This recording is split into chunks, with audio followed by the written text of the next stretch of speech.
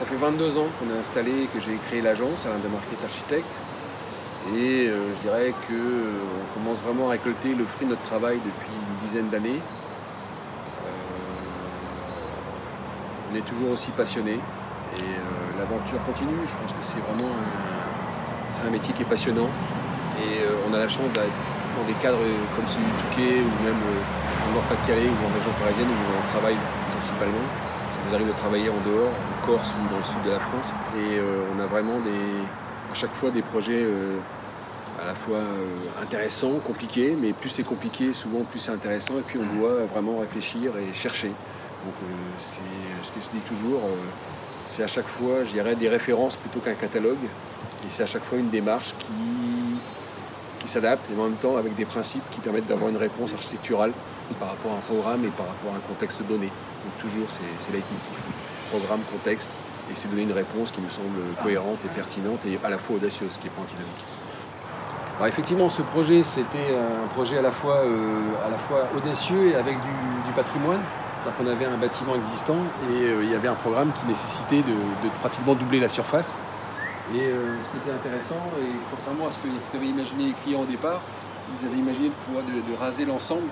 Je les ai convaincus de garder justement l'âme de la maison initiale et d'y inclure après justement cette partie ici qui permettait justement de répondre au programme avec des espaces de séjour beaucoup plus importants et surtout beaucoup plus lumineux. Et par rapport aux orientations, par rapport aux arbres, on est arrivé à un bâtiment qui s'étire justement de part et d'autre du bâtiment existant. C'est la raison pour laquelle on a essayé vraiment d'utiliser à la fois les arbres et le vocabulaire architectural qui permet justement de donner cette ampleur au bâtiment qui va chercher des espaces intérieurs et extérieurs en rapport avec la lumière et l'environnement très bucolique du terrain. Là on voit bien effectivement le bâtiment existant dans lequel on a refait tous les détails originaux, typiques de l'architecture vernaculaire du Touquet, de cette partie de cette période-là du Touquet. Donc ça c'est un bâtiment qui était auparavant la maison du gardien du domaine Le Paddock. Et c'est pour ça que cette petite, une fois que le terrain a été morcelé, ils ont appelé cette petite ville-là le Petit Paddock. Et au début c'était vraiment un tout petit bâtiment. Et là on a vraiment retravaillé complètement à travers l'extension qu'on a vue tout à l'heure et celle-ci qui donne sur le sud-est. Donc on a vraiment, je dirais, la façade sud qui est prise par le bâtiment existant. Et on a essayé de travailler justement avec un bâtiment qui s'étire et qui développe des espaces pratiques, efficaces par rapport au quotidien et aussi par rapport à la cuisine qui permet de voir un peu tout ce qui se passe au niveau de l'entrée et en même temps, je dirais, au niveau de l'entrée de la parcelle, du domaine, et puis l'entrée qui est un peu la zone tampon qui fait office de circulation verticale et transversale pour l'ensemble du bâtiment, que ce soit au rez-de-chaussée comme à l'étage. Donc là, on a vraiment fait en sorte d'essayer de travailler avec des panneaux Equiton Tectiva, blanc et anthracite. Donc justement, je dirais, trouver un équilibre avec le bâtiment existant, qui lui est plutôt en enduit, comme la plupart des bâtiments environnants. Mais on a vraiment plutôt travaillé sur ces panneaux-là pour avoir justement un rythme inhérent au dimensionnement maximal des plaques. Et en même temps pour apporter un dessin à la fois géométrique et puis en même temps avoir un matériau qui soit très facile d'entretien pour le nettoyer avec une pérennité bien au-delà de l'enduit qui se fissure au bout de quelques années. Donc on a vraiment essayé de travailler là-dessus et en même temps on est venu y rapporter par-dessus ce jeu de métallerie qui permet à la fois de donner du détail, de faire des jeux d'ombre sur l'ouvrage et en même temps c'est face sud, donc c'est aussi c'est une façon de tempérer aussi la façade qui est toute blanche, qui permet de tempérer, de créer des ombres et qui permettent de réguler un peu mieux le bâtiment que s'il n'y avait absolument rien. Donc c'est vraiment quelque chose à la fois esthétique, pratique et même plastique par rapport justement aux ramifications des arbres qu'il y a tout autour. Donc on a vraiment cette sensation qu'on étire au maximum le bâtiment. Donc il y a vraiment une dynamique qui me semblait importante de retrouver d'un côté comme de l'autre. On revient encore sur la passion qu'on a pour son métier. J'ai la chance de faire un métier qui me passionne. Je pense que aujourd'hui c'est un monde dans lequel on est, je pense que c'est un luxe. Et en plus quand je vois le résultat depuis plus de 20 ans, tous les bâtiments qu'on a pu faire et ceux qu'on a en projet actuellement, On peut être que très optimiste et très fier déjà du parcours qu'on a fait. Il y a encore, j'espère, beaucoup de bâtiments derrière pour lesquels on aura donné autant de passion que les précédents. Effectivement, quand on veut faire passer des messages, quand on a envie de montrer qu'on a réussi à faire ça, malgré tout ce que les gens peuvent croire au Touquet, c'est également... il y a des bâtiments contemporains très audacieux, à l'instar des bâtiments qui ont été faits jadis et qui l'étaient et qui sont maintenant dans le patrimoine, mais qui étaient des bâtiments très novateurs. Donc pour moi, c'est l'outil numérique, c'est d'abord un outil, et c'est surtout un moyen de montrer à plus de gens possible qu'on peut faire de l'architecture, je dirais, avec notre sensibilité, avec nos défauts, nos qualités, et en même temps on essaie de donner envie finalement que les gens se fassent référence à notre travail et en même temps aient envie de travailler avec un architecte. Beaucoup de gens pensent que faire travailler un architecte c'est un luxe, c'est totalement faux. Je pense que ça fait longtemps que ça se saurait que les architectes travaillent uniquement sur les projets de très haut de gamme ou les bâtiments publics. Bon, on est la preuve, on fait 80%, 90% de nos projets c'est de la commande privée. Et ça va de la petite maison pour un jeune couple qui commence avec plein de projets plein la tête, puis un couple à la retraite qui veut avoir des espaces suffisants pour lui et pouvoir accueillir ses enfants, ses petits-enfants de façon cohérente. Donc et entre les deux, il y a d'autres programmes, d'autres projets. Donc je considère qu'un architecte, c'est une locomotive, que ce soit au niveau de la conception, au niveau du suivi de chantier.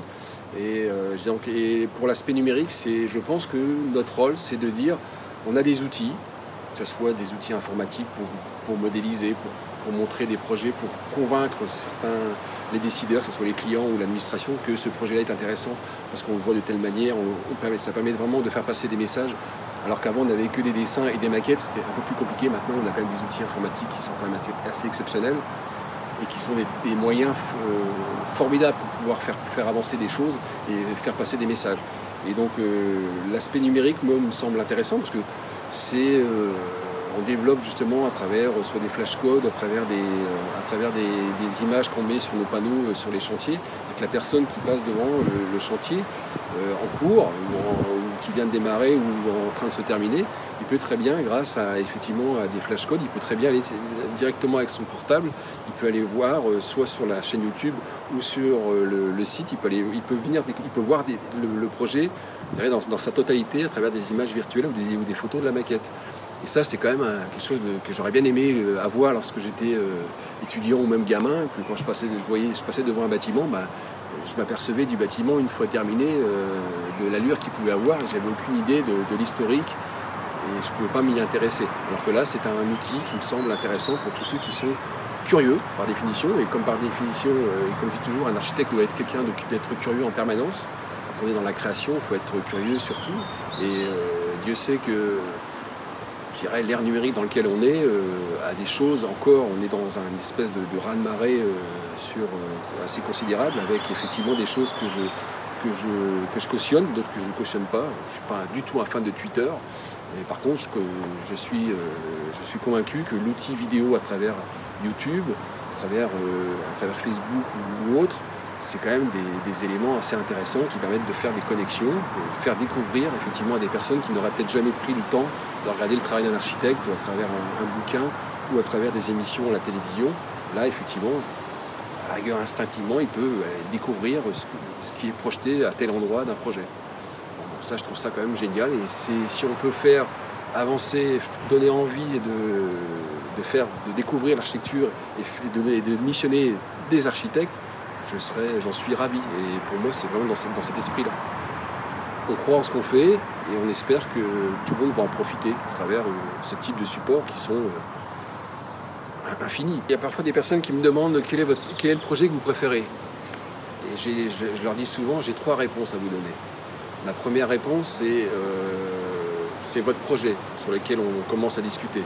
Ça, j'espère que ce sera peut-être mon préféré, mais ça changera après. Ma deuxième réponse, je vous dis, en tant qu'architecte, tous, parce que c'est un peu tous mes bébés et c'est comme si vous demandez de préférer un de vos enfants. Il me paraît difficile de dire je préfère un tel par rapport à un tel.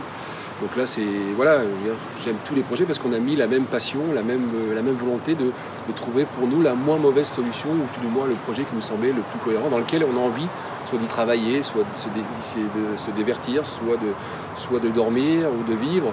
Donc c'est à chaque fois, c'est toujours, j'ai pas de préférence, qu'on soit en pays urbain, qu'on soit à la campagne, qu'on soit en forêt, comme ici en forêt du Touquet, ou en hypercentre du Touquet. Le contexte n'est pas le même, donc à mon avis, la démarche, du moins la réponse ne sera forcément pas la même. Et donc par définition, ça vient naturellement, je dirais, on n'a pas de dogme dans le sens où on fait forcément de l'ossature bois, on balance forcément du bardage bois, ou inversement, on met de l'enduit, on fait du béton. Enfin, j'aime pas trop le côté signature.